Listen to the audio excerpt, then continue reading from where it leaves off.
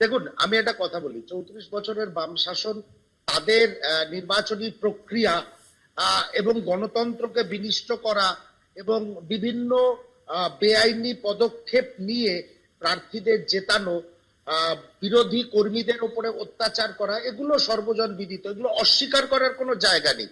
এগুলো শ্রীকুমার দাও অস্বীকার করতে পারবে না, আর তো আমার দল জাতীয় কংগ্রেস যখন প্রধান বিরোধী দল ছিল, কংগ্রেস অস্বীকার করতে পারবে না। বহু অভিযোগ আছে, কিন্তু কিন্তু এই 34 বছরের পরে তারা পরিবর্তনের ডাক দিয়ে পশ্চিমবঙ্গে ক্ষমতায় এলো, তারা কিভাবে গণতন্ত্রকে ধ্বংস করলো সে আলোচনাটাও তো করতে হবে। সজলরা সেটা সাইন্টিফিক ওয়েতে, কখনো এসআইআর, কখনো ঘুরপথে এনআরসি, কখনো সিএ, ওদের একটা স্টাইল আছে, ওরা একটা কর্পোরেট স্টাইলে গণতন্ত্রকে শেষ করে।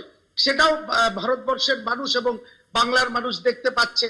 এখানে তৃণমূলের প্রতিনিধি রয়েছে মমতা বন্দ্যোপাধ্যায়, আজকে উনি এত সোচ্চার এসআইআর এর বিরুদ্ধে। মমতা বন্দ্যোপাধ্যায় কাগজ ছিঁড়ে মেরেছিলেন চরণজিৎ সিং আটওয়ালের মুখে, এটা বারবার আলোচিত হচ্ছে যখন থেকে এসআইআর প্রক্রিয়া শুরু হয়েছে। কিন্তু আজকে ওনার মনে হচ্ছে স্বচ্ছ ভোটার তালিকার দরকার নেই, আজকে ওনার মনে হচ্ছে এটা নিয়ে সুপ্রিম কোর্টে গিয়ে ওকালতি করার প্রয়োজন আছে। সব জায়গাটায় দ্বিচারিতা।